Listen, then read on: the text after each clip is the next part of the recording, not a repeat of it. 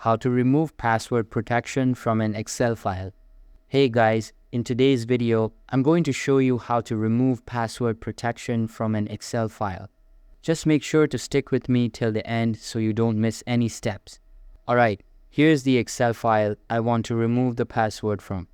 I'll double click to open it, and as you can see, it asks for a password. So I'll go ahead and enter it. Once the file is open, head to the top left and click on File. Now on the left sidebar, click Info. Then look for the option that says Protect Workbook. Click on it, and from the drop-down, select Encrypt with Password. You'll now see a box with the current password. Just delete the password, leave it blank, and click OK. That's it. Now close the file and make sure to save it when prompted. When you reopen it, it won't ask for a password anymore.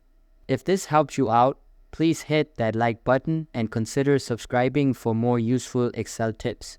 Thanks for watching.